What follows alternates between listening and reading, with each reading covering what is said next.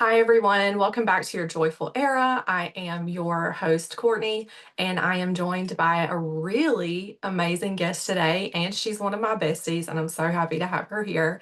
Alaina, she is a trauma informed manifestation coach and also therapist for almost 20 years. And I'm going to let you introduce yourself because it's an inside joke between us that I butcher your titles. So please tell us who you are.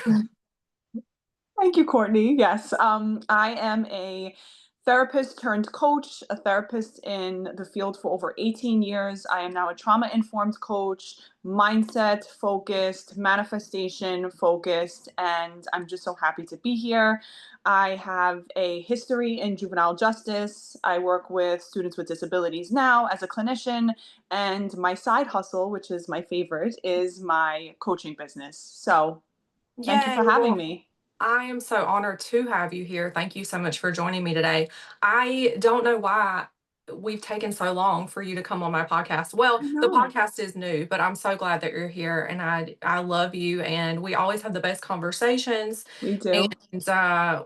we both work with clients who a lot of times are wanting to talk about relationships, manifesting relationships, or doing self concept work.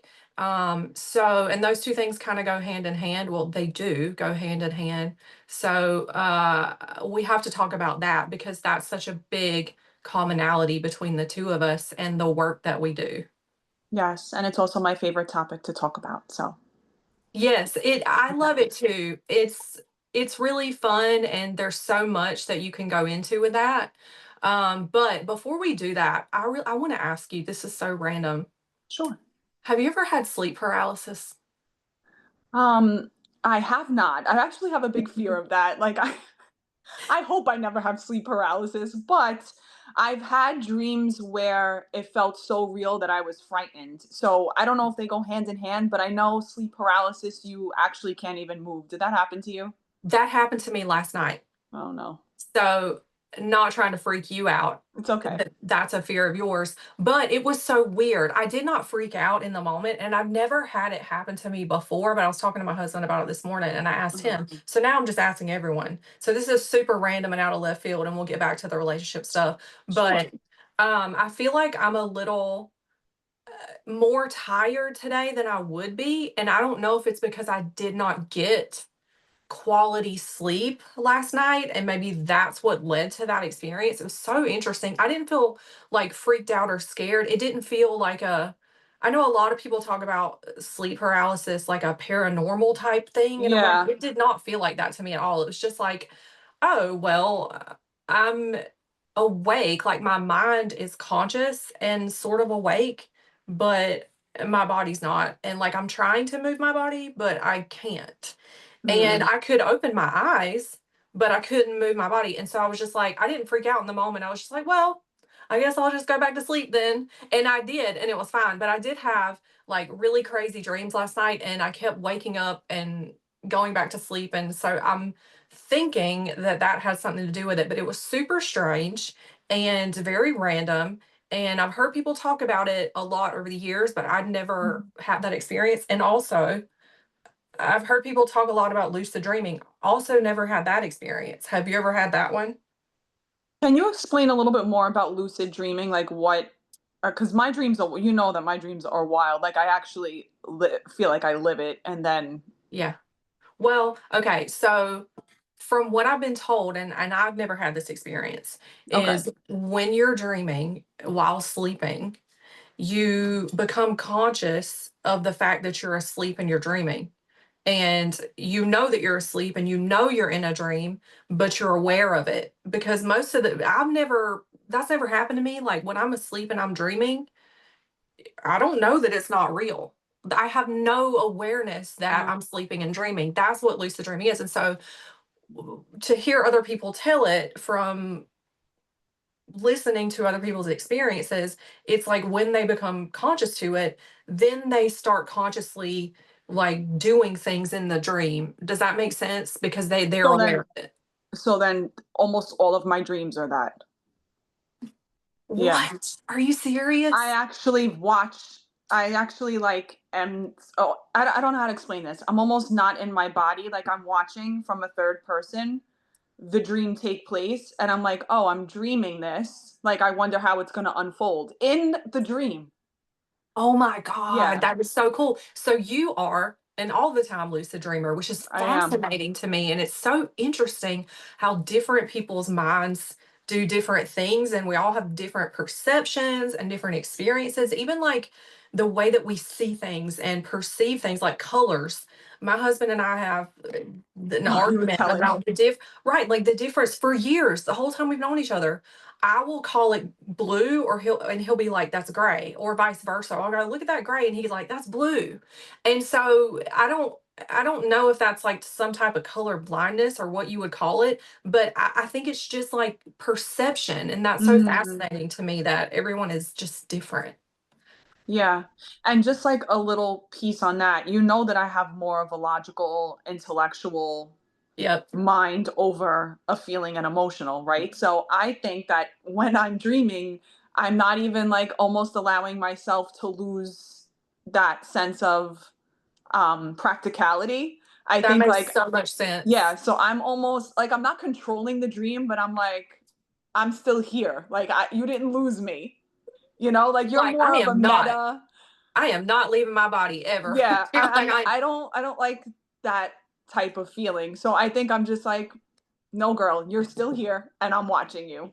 That is so funny. It's almost like you're still like analyzing Yeah. whatever's happening, even though you're not fully conscious, which I find hilarious because we always talk about this too. We are alike in a lot of ways, but we're also Hmm. kind of like yin and yang opposite in a lot of ways. Definitely. Whereas I am always going to go into the delulu and the metaphysical, and you're always going to do the logical thing, which I Yep. appreciate because I feel like we need people out there doing both, you know what I mean? Because some people are going to resonate with, and they can't get their mind to go there with the Hmm. meta stuff, right? Like and I get that, I understand why. And so that's why I appreciate what you do so much. And so now Yeah, that we're same talking here. about this, like maybe go into that a little bit, like how you work with your clients through the lens of relationships or SP things or whatever through that logical filter, because I find that to be really valuable. Yeah. So I one appreciate your whimsy meta side as well because Thank you. sometimes we need that. It It's actually fun. grounds me sometimes when I'm too analytical. So definitely thank you. Um, I find in my practice, and even when I was a therapist, people people come with trauma, right? People have a background with childhood core wounding, and that is what makes it harder to be meta or harder to be full delulu because you're always waiting for the next shoe to drop. You're always waiting for something to hit around the corner. And if I present in a way, I almost feel like clients need to find me first and then you. Like I would break through the limitations of like your struggle story, your toxic payoffs, what happened to you in childhood, making all of these connections. And then it frees up like physical and energetic space for you to become meta and become delulu, in order to get to the place where like you're embodying and envisioning a lifestyle, a manifestation, a want without Yeah. being bogged down with all the crap that you came from. Basically, it's not even yours to carry, right? So that's the work that I do with my clients, and I find that when I walk them through in a logical way, they feel safer. And when you have a bottom line of safety, a foundation of safety, you're going to feel more secure with opening up into like, hey, if I walk like a millionaire, if I assume that I'm in a commitment, if I Yeah. step into the world in my dream body, like it doesn't scare me anymore. I don't feel unsafe there because I know that I have the foundation of logic or just feeling safer. And I just find that in the manifestation community, there is a misunderstanding between being realistic and being logical. So, Mm-hmm. being realistic means you're taking your 3D reality as your truth, right? It's not realistic that I'm a millionaire right now. It's not realistic that I'm walking around like making millions. Okay. Logically, I have made money before. Logically, I have gotten raises. Logically, I have received unexpected checks, right? So because that already happened, it can happen again. That's Yep. where the logic, and then you're becoming Delulu with a purpose, right? It's not this big open field where you're like, holy crap, I feel like scared because now I'm Delulu. Now it's delusional with a purpose. Like, I knew I made money before. I'm a six-figure plus earner. I can do this next step, right? I can make $1,000 a day. I can make $20,000 months. Whatever it is your goal, because you've already done something similar to it before, you can convince yourself better that it can happen at a higher level. So, I love that. Thank you so much for that. And the way that you broke that down was awesome. And I appreciate you differentiating those two things because logical and realistic, you're right. People tend to put those in the same category or the same meaning, but it's not. And so I love how you broke that down. And it's so true. And it's funny, we talked about that before, how um and I've referred clients to you mhm, before, like for yeah, this reason, like because I could tell and I knew like they're not going to be able to hear what I am saying and grasp it. And I don't mean that in a degrading or judgmental way, but you're right. Like in my own experience, I've seen where there were like these levels of awareness that I reached through working through nervous system things, releasing trauma, breaking patterns, and all of these things. And it did free up so much space for me to be able to perceive and accept something differently. And it's not a hierarchy. It's not like, oh, I'm ahead no, of anyone else. It's just like the way that I teach is different than someone else. And that's a good thing because we need that. We need people to break the patterns. We need people to release the trauma, right? So that they can think in a different way, right? But yeah, and that's what I love about the specialties that we all have and the gifts, the individual unique gifts that we all have because you are so good at what you do. oh, thank And you. I appreciate it because you're right. Like I wouldn't have been able to hear the things that I now teach 5 years ago. There's no way. I just Exactly. wouldn't have, And you can see that in your own relationship that you talk about, like with your husband. right? 5 years ago, you weren't at the space, happy, healthy, in love, right? Where you're at now, you were in a different space, and over those years, you kind of unlearned all the stuff that prevented or acted as a block or a barrier to love. And that's what you and I teach, are love loops, right? Like, what are your love loops? Like, what part of my client feels safe in disappointment? What part of my client feels safe in rejection? What part of my client Ooh. feels safe in abandonment? And that's the payoff thing, right? That is the payoff thing. So if you're, you know, there's a lot of, and I don't mean this in a negative way, and I don't mean to dismiss or undervalue a person's experience or diagnoses, right? But we see things with depression. There's payoffs that are not healthy when it comes to being, you know, depressed. There's avoidance with that, right? And the enemy of depression is movement. You don't want to move when you're depressed. Yeah. So we just see this on a larger scale when it comes to love. Like, are you over giving? Are you over fixing? Are you overdoing? Are you the planner? So you would be more of an emotionally unavailable person, even if you're anxiously attached. And women hate Oh to my hear God. this. That was me. Me too. That was me to a T 4 or 5 years ago. Right? Yes. Society loves to paint the man, the masculine, as the emotionally unavailable one. But as you and I know, like, the world is a mirror. The world is a mirror. So That slapped me in the face, I honey, know. when I realized, oh my God, because I used to say, so and so, so emotionally available. And then one day I was like, oh no, it's actually me. Yeah. I've been emotionally unavailable to myself. And that is the issue, right? Yeah. But you can't see it until you see it, right? But once you see it, then you can't unsee Let's it, see it. and then Yep. you've broken that pattern.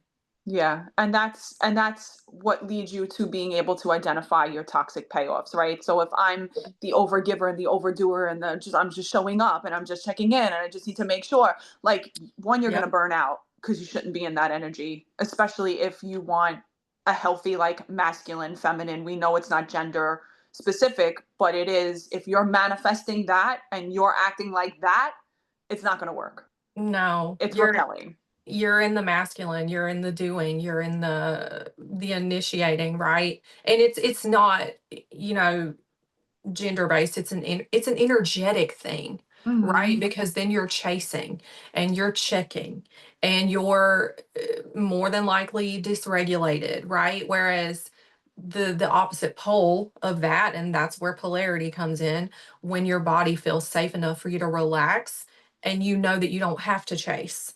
And that's when you become magnetic because you're safe with yourself and you're giving yourself all of the things that you need instead of outsourcing it to him or to whoever.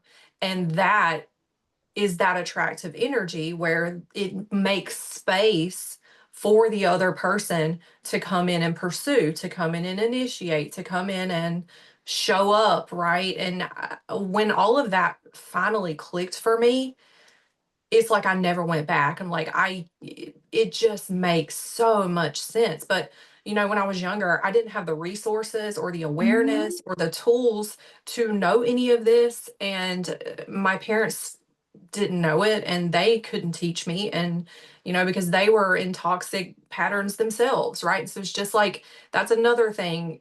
Our generation are the cycle breakers because we are the ones who have become conscious to these things that have just been passed down and down and down and down, right? And we are finally breaking those cycles, which I find really exciting and hopeful for, you know, as we go on. I know it's all one consciousness, but I'm looking out there and I'm seeing, you know, the younger generations, they get it so much more They than do. we ever got it, right, when we were younger.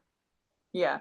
And I think a lot of that is resource based, right? Like I'm 42 years old, you're in your upper 30s. We didn't have this, No.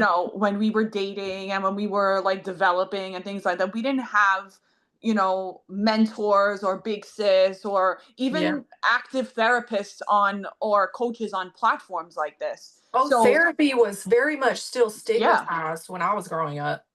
Totally. And so, we missed out on a big piece of learning, I would say. We were self-taught. Whereas Yep. you can just open up an app right now and get like free therapy for 15 minutes or on YouTube for even longer, right? So it's just like what's at people's fingertips. Yes, and it's so funny, I think our generation is probably the last one, like, before the technological era. I don't know what you wanna call it because, I mean, we still had regular phones and, like, I didn't have internet at my house and, like, I played outside all the time. I didn't even have, like, Yeah. video games. And so it's interesting because I don't know, I feel like I was the last we're the last generation before everything changed. It's a good thing, but it's also like I hear people talk about like dopamine addiction and stuff like that, and like scrolling, and I'm like, that has been a fine line for me, even because of what I do, right? And then the Yeah. work that I do now, where I have to set boundaries with myself, I have to turn it off, right? Because if I don't turn it off, then it doesn't turn off, and I have to have those boundaries with myself, and I have to do the digital detox and not be available all the time, right? Because everything is just right there in your face. And that also can be a slippery slope at times where I found myself, even over the summer, kind of falling out of conscious awareness in a way and kind of forgetting that I'm the operant power for a little while because I had become such a consumer Hmm. of the external that I started taking it on again as my truth, and I didn't even realize it was happening until it hit me in the face. And I'm like, Yeah. whoa, I fell asleep again. And I had to remind myself and wake myself back up. And it happened insidiously, if that makes sense. Mhm. It creeps in on you. Yeah, you know what I mean. Yeah. And that's just part of being human as well, right? You People just view things as like, oh, I took steps backwards, or I'm not the same person I used to be, or like I experienced this and now like I'm No, damaged. And I like look at it it's like perception based. it was a good thing. I'm glad Yeah. it because it brought me even deeper awareness. It brought me even closer to myself and my power and who I really am, and in a way where I was able to release a lot of rules and conditions that I had been putting on myself. And so Mhm. it was one of the best things that ever happened to me, honestly. So I look at it very positively, and I don't look at it as like a regression. Because in I feel like people, and tell me your experience with this. I feel like a lot of people online, they look at coaches like us and they're like, "Oh, because they know and they're aware, oh, everything is perfect and they got to figure it out now." You know what I mean? We're always still learning. We're always still evolving and expanding and growing, and we're having the human experience just like everyone else is, right? And so it's like, oh, now you know about the law of assumption, everything is whatever. And it's like, no, we still have feelings and we still have a human experience, you know? Yeah. People, I feel like a lot of times people hold you to like a standard of um unrealistic expectations or like perfection that's just not accurate. You know what I Yeah. mean? And especially, I mean, people do that with therapists all the time, right? Like Yeah, I'm if I sure. have like an anger outburst, oh, is that how therapists act? Like, don't you have like anger management skills? And I'm like, I'm human first, so whatever. But in the manifestation world, like what I teach my clients is the only difference between you and a master manifester is the knowledge that you're still on track, right? Master manifestors, right? They're not handpicked and chosen and put in this like beautiful box with like light shining on them and sparkles. Like that's not what No. that is. A master manifestor is simply a human being who understands that they have control over the thoughts, they have control over their assumptions and perceptions, and when something derails them or when something pops up in their reality, they go back to the fact that they're the boss, Yep. right? I don't like the way this feels. This is not what I asked for. I'm sending it back. Bring me what I want because I know that I am deserving. I know that I am worthy and I know that it's going to be mine. And that's the Yep. difference when something happens to a person who doesn't have that awareness, right? They can say, see, I knew this didn't work. Yep. See, I Exactly. knew I can't catch a break. So, Exactly. I agree with you. And honestly, really, to put it succinctly, too, everyone is a master manifester. yeah. Literally, everyone is already, right? And I see it as like the only difference in the two things, and you explained it beautifully because it's spot on. But it's that awareness. It's the awareness of knowing you're the boss, right? Because you've always been doing it. You've always been a master manifester, no matter what. You've just more than likely, because of the way you've been programmed and conditioned, been doing it against yourself and not actually in your favor, right? Because we're Right. always doing it, we know how to do it. I saw someone online the other day who was like, "Who's going to tell you how to be God? How to be God? Nobody, because you are the one who make the rules." And I'm like, oh, I love that. That was so good. But Mhm. it's true. And like I look back on times where, whatever was happening and it looked how it looked, but I'm like, no. And it was like the conviction and the stubbornness, or I don't know what word you would put to it, but it's just like, I'm not taking no for an answer because I know who I am and it's going to be this, this, and this. I don't care what it looks like. Right. So it's just like me doubling down on Yeah. whatever I had chosen in that moment through the face of whatever life was showing me. I just refuse to take no for an answer. Right. And so when you have the awareness of that, it just makes that easier to do because it's what we've always been doing. Yeah, and this reminds me of my aha moment the other day when I was shopping at TJ Maxx and we were texting, and I was saying like a situation that I'm manifesting or like an idea that I'm manifesting feels stuck, and I don't know why it's taking so long. I don't know why it's taking so long. And then I'm like, wait a second, this doesn't bear um any weight on the fact that I'm not a master manifester. And I said, even the situation that feels stuck or feels challenged, whatever it was, I was manifesting that challenge. And so it works regardless. It works when, you know, you're manifesting a challenge, or it works when you're manifesting a clear path. And that just goes to show you like your assumptions and perceptions are truly what allows the unfolding the way that it's going to unfold. You can't control the in between, but when you know that it's done, Yep. that's that's the primary focus. Exactly, and I love that moment because we're texting and I'm like, Remember? "This is hilarious," but it's true, like, it is always working. It's always been working. It's just, like, maybe not working the way you wanted it to, right? But you master manifested that situation regardless, and it's never a self-blaming thing, but when you wake up it makes it kind of funny because it's Yeah. like I had a client do this the other day. It would and I was so happy for her, and it was hilarious though because she's like, well, I finally get it. And I'm like, what do you mean? And she's like, well, I realized that all of this that I've been experiencing for months, I just made it up. And she started laughing at it, and she's like, I've been making, and she SP things, right? Yeah. She's like, I've been making him my enemy. And I've been going, you did Mhm. this to me. And then she's like, but one day I woke up and I was like, this is so stupid. I just made all this up. And he didn't want to do that, but he had to because I was telling that story. And she's like, I just made Mhm. all these stories up out of nowhere with no proof or evidence. And I'm like, yeah, and she's like, as soon as I decided, like, okay, he had no choice. So I actually have pity for him now that I Mhm. made him like play this out because he didn't want to. He just had to. And I'm like, yeah, girl, like I'm so happy about this light bulb moment. And then we just laughed about it. And she's like hysterically laughing that like he just had like how direct and literal reality is because it's just you. It's the externalized stories that you're telling. She's like, I made it all up. So I finally realized I can just make up some new stuff. Yeah. No proof or evidence needed on that either. And it changed like 180, like super fast. And I'm like, girl, that's how it's done.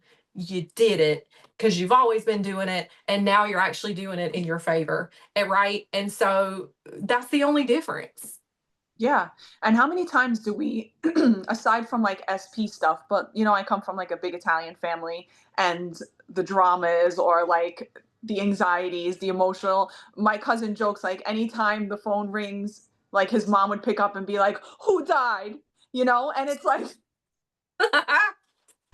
it's like it's so easy for you to spiral into the negative, right? It's so easy. Oh, you were left on red, right?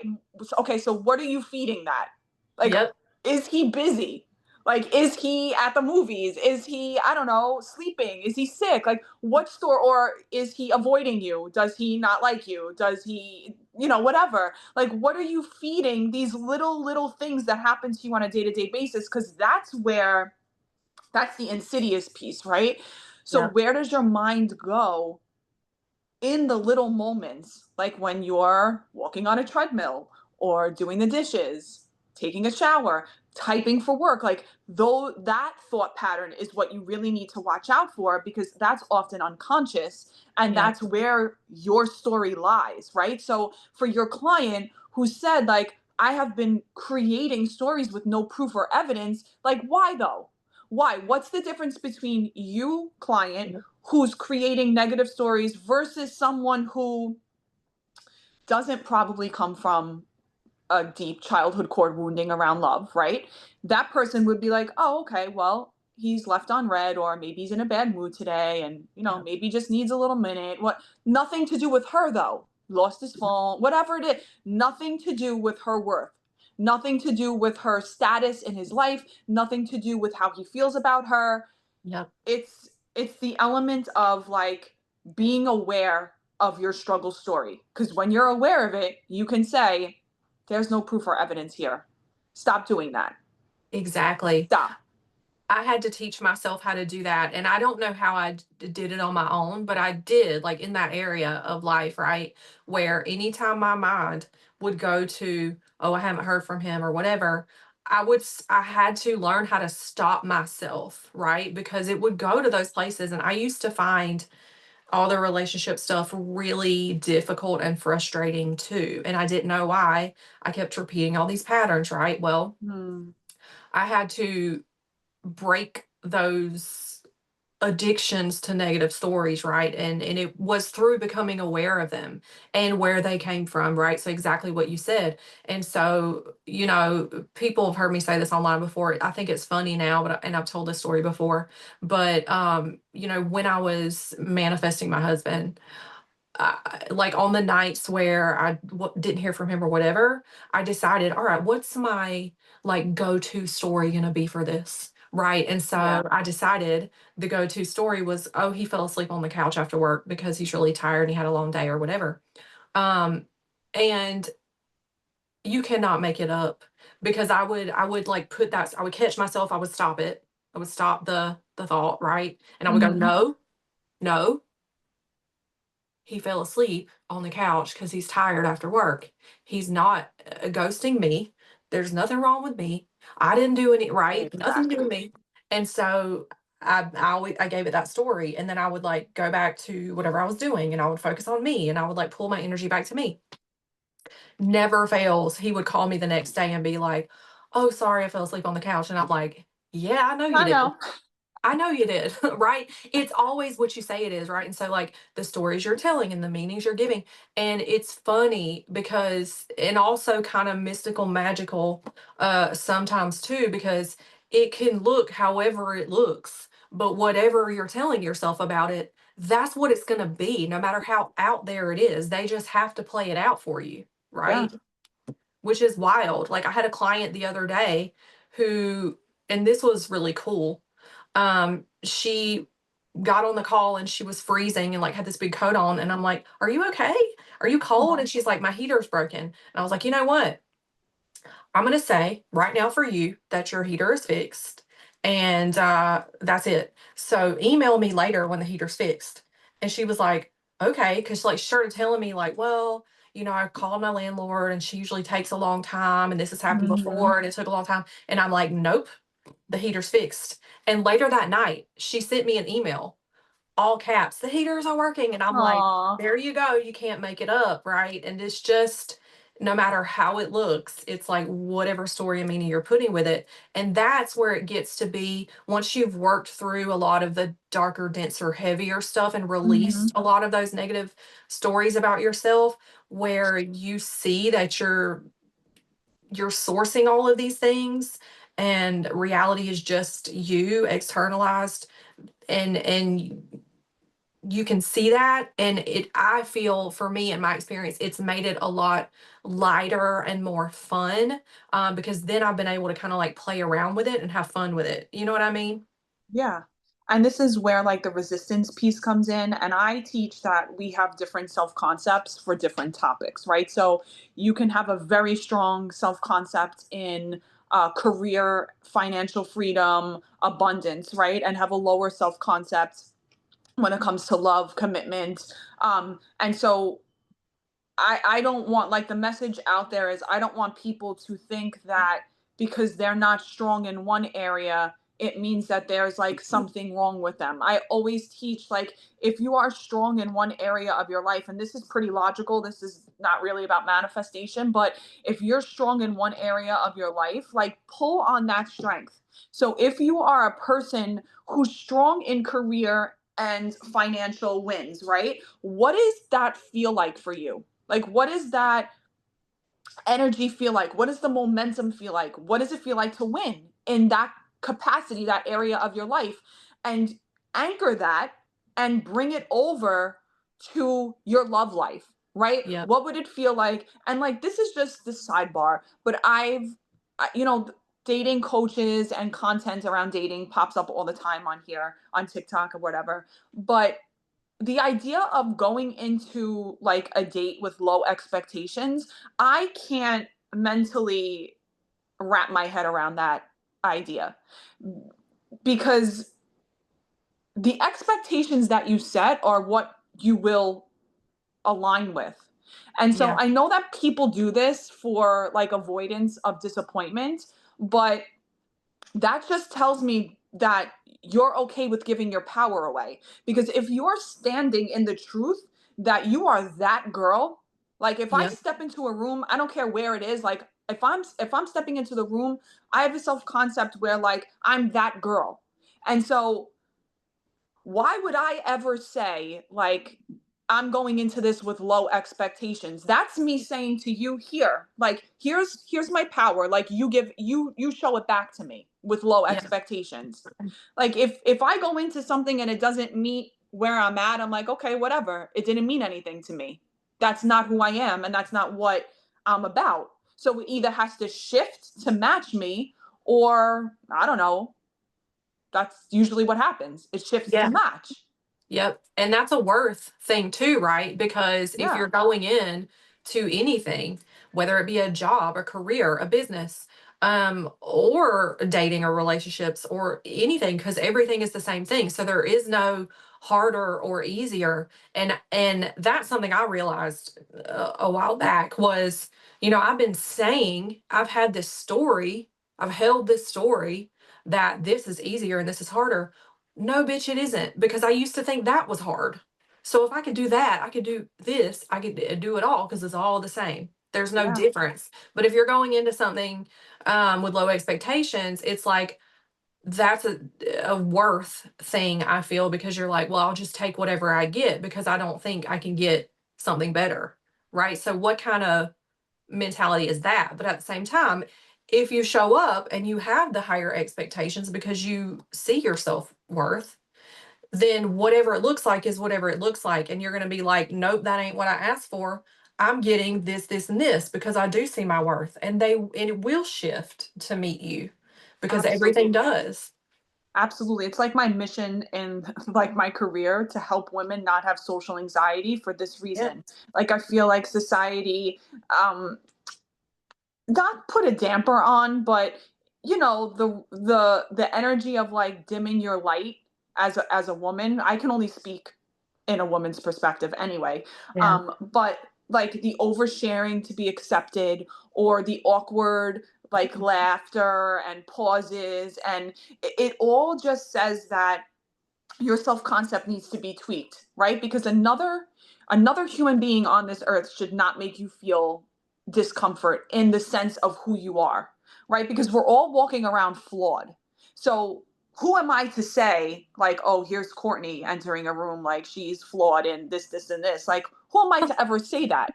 And that's what people I'm assuming in social anxiety fear. Like, how am I being perceived? Yep. Where I'm like, I don't really care how you perceive me. This is who I am. Like, you know, be you and the world will adjust was my slogan for my entire adulthood. So it's like my mission in life to help women get to that point. And when you are in that energy, your self trust is higher and your resistance is lower. And that's like the makings of an easier time to manifest, basically. Yeah.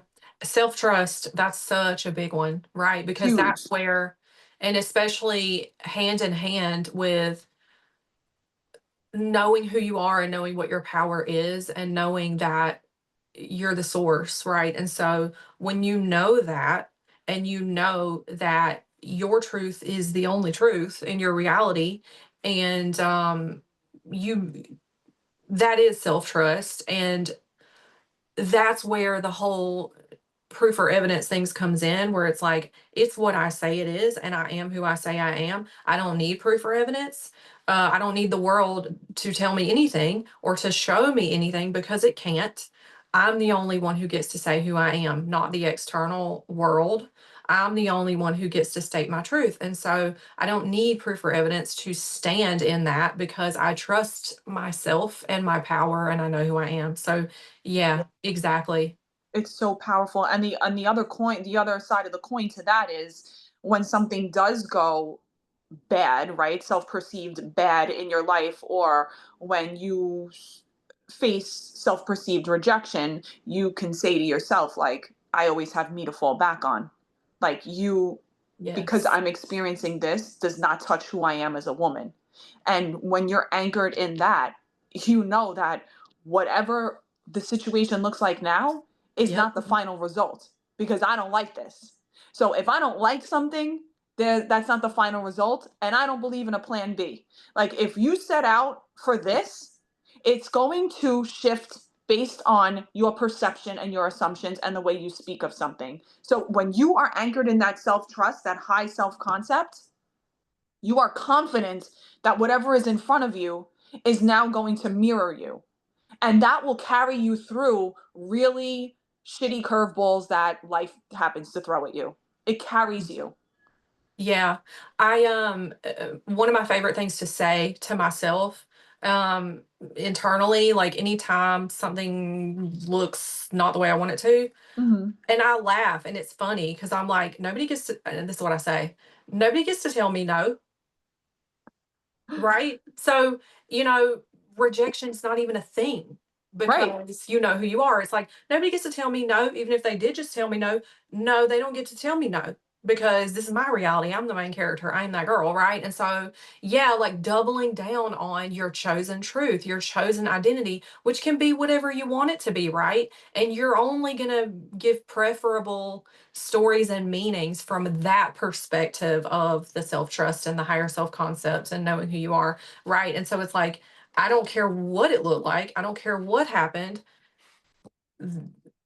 It's what I say it is, right? Nobody gets to tell Yeah. me no. And so, like, you know, and going back to the whole like how people are perceiving me in situations or whatever, another thing that I love is anytime I start doubting or second guessing myself, like if I've been around a lot of people, like just over the weekend, there were a lot of social things and Hmm. um you know, used to I would pick apart everything I said or did and I would wonder if did I offend this person or did a whatever, did I say something stupid or did I embarrass myself?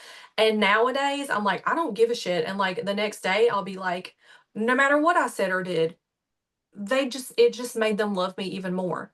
And then I've had some like and I've seen that like reflected back like um you know after I made that decision it's like oh they'll say well we love you or they'll like find me and follow me or whatever and I'm like yeah Hmm. exactly because that's what I said and that's no different from oh we fell asleep on the couch right doesn't matter what it looks like it's what you're saying that it means that matters so make it preferable to you. It doesn't matter what you've said, it doesn't matter what you've done.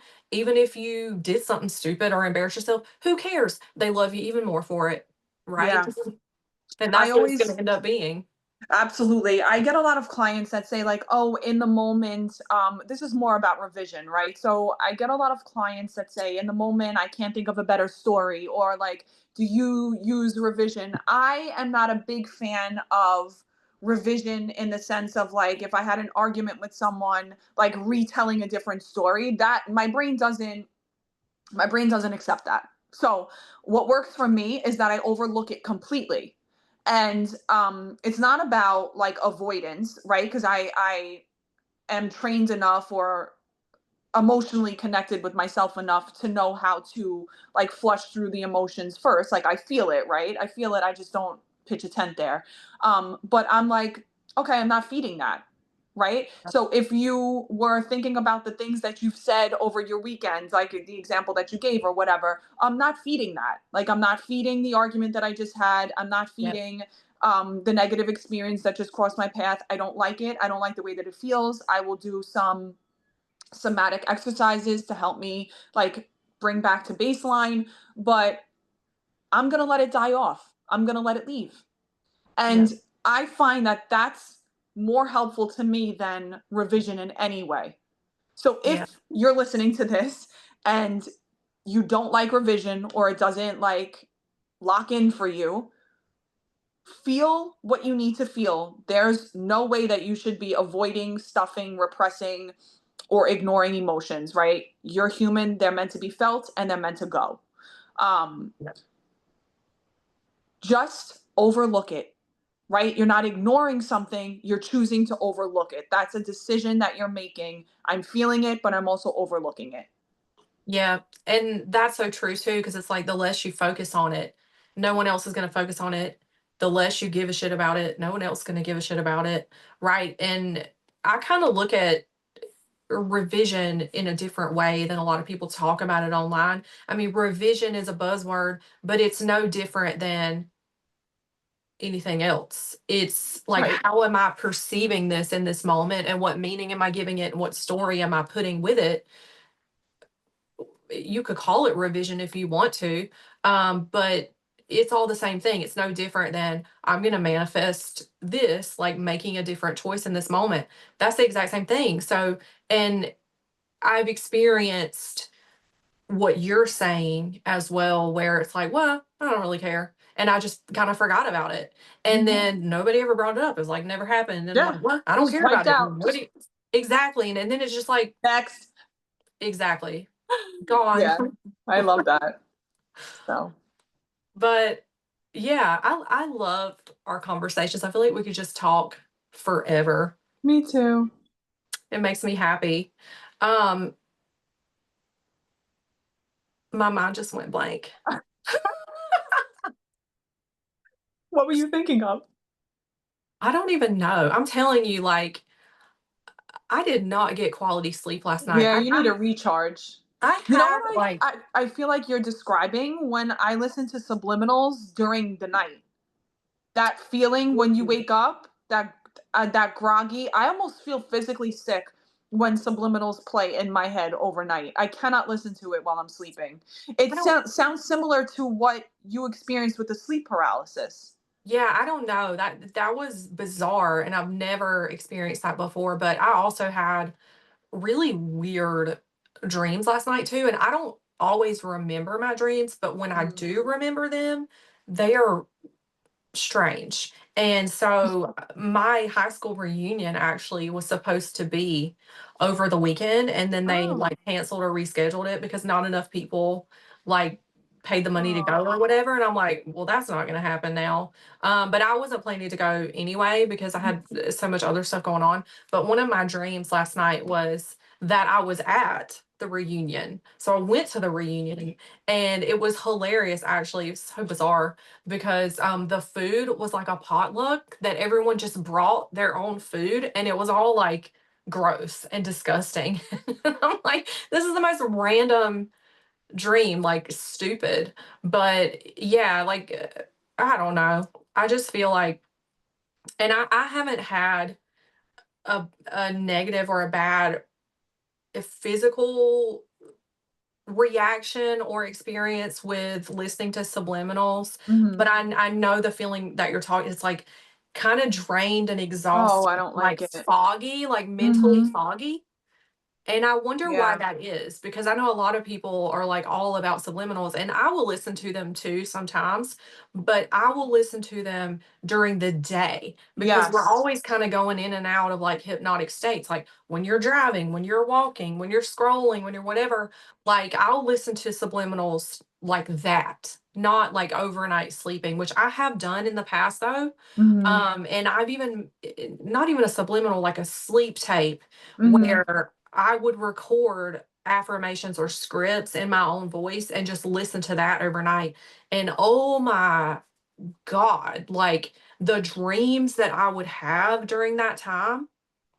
I even like one time I had a dream because I'm just listening to myself speaking all night long, right? I had a dream while it was playing that I'm listening and I'm hearing them, but someone very close to me that I know like heard me listening to them and heard what I was saying. And in the dream, I was so embarrassed that they were like hearing what I was saying Oh, because it wow. was all like SP stuff or like low Mhm. stuff or like self-concept stuff. And I'm like, oh my God, this is so embarrassing. How do they hear what I'm saying right now? So like that was my dream. And I woke up the next day and I was like, oh my God, that was disturbing. Have you Yeah. ever had that happen? I haven't, but those subliminal sleep tapes, they do something on Yeah. the subconscious mind. Cause yeah, I have a rule. I don't listen to it while I don't want noise while I'm sleeping. Like that's my time to be like alone with myself. So I listen to it during the day. Like I type a lot of assessments at my day job, so I listen to that on loop. Or if I take like a cat nap, I like it in the nap. It doesn't make me feel the Yeah. same as overnight. So you just have to find what works. Like if you're walking and listening to it, or it's still working on your subconscious mind, like claim that it's working for you and it will work for you. You don't need these elaborate, like charted routines.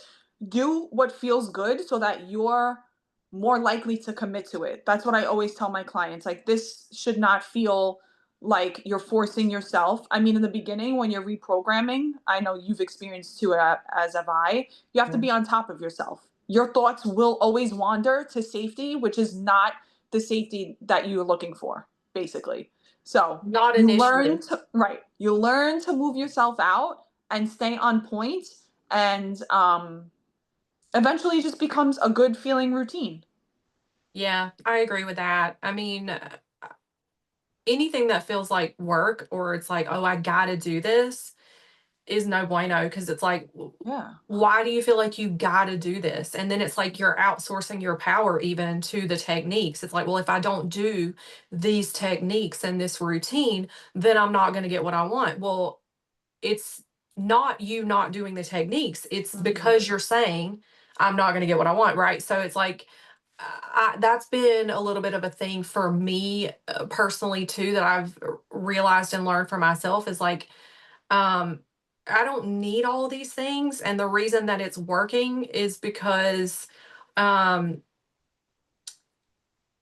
I'm the power behind it, not the technique itself, or not the Absolutely. subliminal, or not the whatever, like, and because I believe that this is gonna work, that's me doing it still. And so, like, but at first, I needed all of those things to change my mental Yeah. state, right? Whereas, like, now I'm like, well, you know, I don't need all this stuff. Like I'm putting these conditions on myself and these rules on myself, and I'm outsourcing my power to a technique. Mhm. It's not the technique that's doing it, it's me. So yeah, but I also, and like we talked about before, like there were so many things that I went through and that I did and that I experienced to lead me to the awareness that okay, maybe now I don't need that. Right. So it was not for nothing. It was all purposeful. Yeah. I see this all the time, both with myself and with my clients. Like, I'll give a protocol to do, right? I do not overwhelm clients with homework and tasks and techniques. In the beginning of reprogramming your mind, um, it can easily shut down, right? Because when we experience a lot of changes all at once, the brain shuts down because it doesn't feel safe, right? That's the main goal of your brain, is to make you feel safe, your subconscious mind.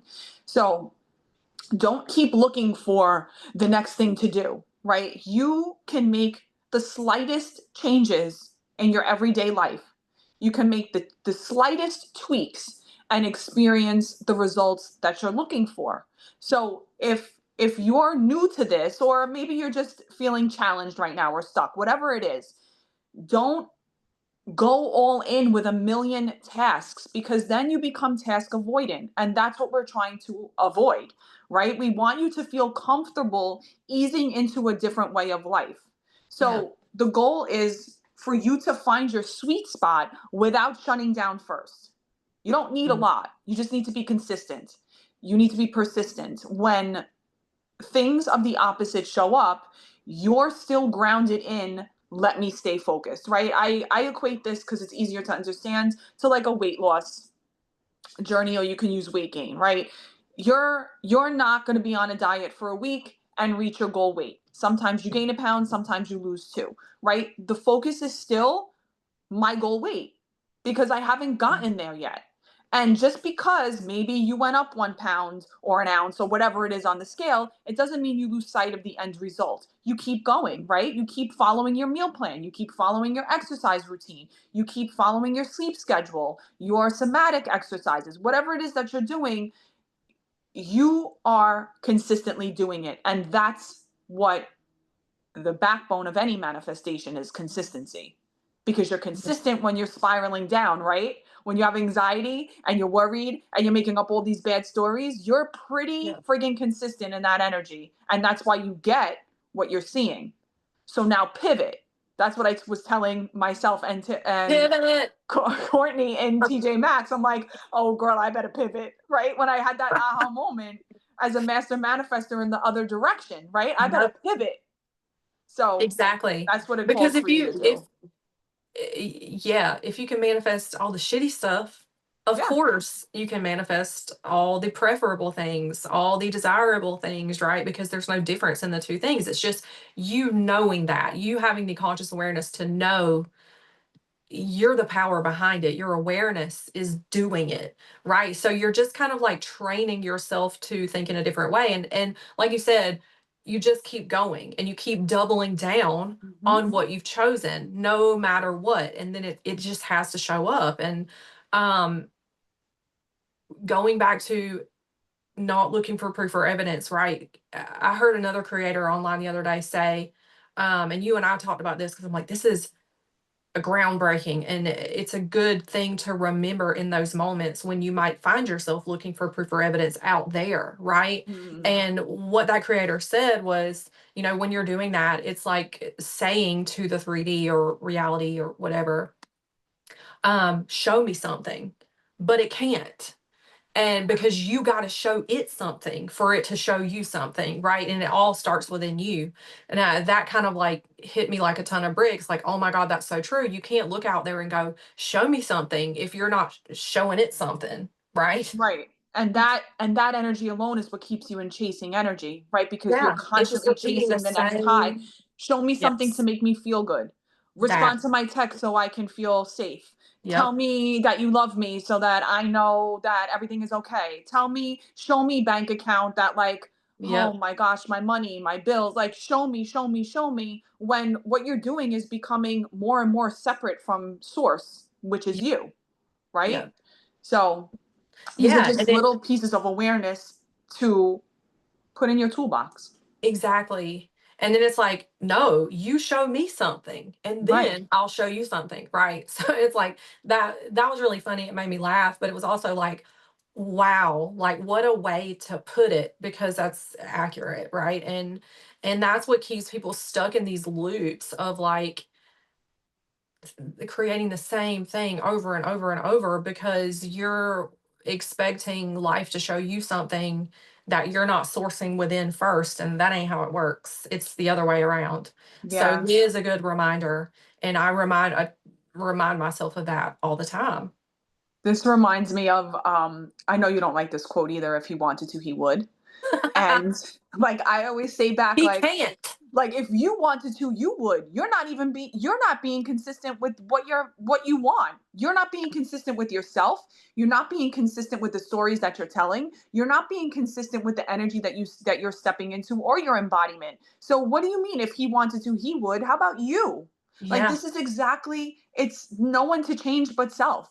You're Yep. just continuously outsourcing all of your power. Like make me feel good. Show me this. Give me that. I want this. And you can have those desires. Like you're planting those desires. That's awesome. But the key is not to be the chaser, it's to be the receiver, right? Yep.